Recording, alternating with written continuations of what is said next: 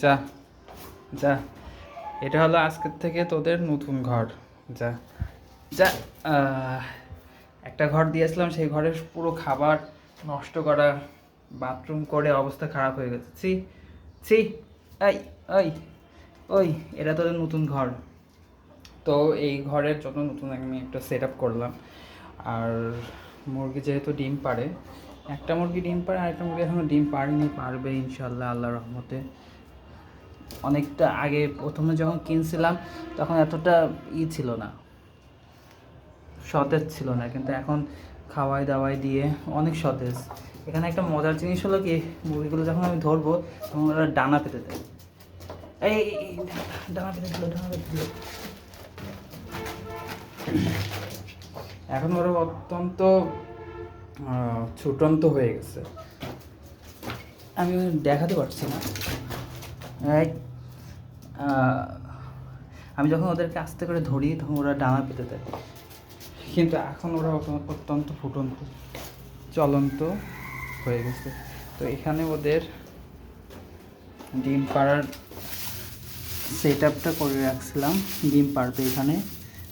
আগে এক জায়গায় ছিল, সেটার থেকে এখন পরিবর্তন করে দিয়ে এখানে করে দিয়ে দিচ্ছি। এখন এখানে ডিম পাড়বে, আর এখান থেকে আমি সহজে দেখতে পারবো ডিম পারছে কি পারিনি, এইভাবে করে দেখে নেব।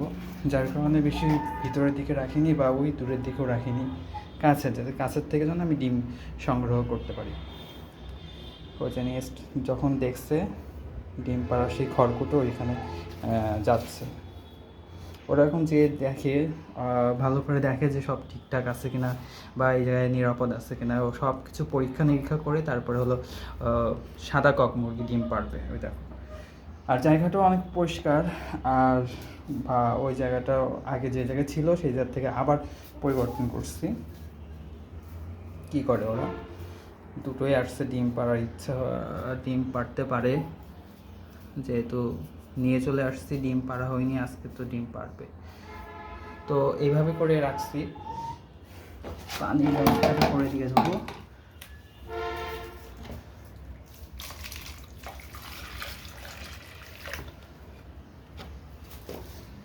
এই তো, দাঁড়াও দাঁড়াও দাঁড়াও,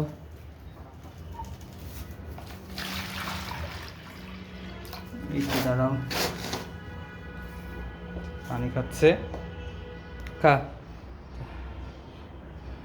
পানি খাচ্ছে। আর এই ঘরটাও সুন্দর ঘর দিলাম, বাথরুম করবি কম, যাতে হলো পরিষ্কার করতে কম কষ্টজনক লাগে। এত কষ্ট করা যাচ্ছে না, কারণ এরা প্রচুর বাথরুম করে, আবার খাবার ছড়ায়, অনেক সমস্যা। কিন্তু তারপর দিন শেষে যখন ভালো ডিম পাই, ওটাই ভালো ভালো লাগে।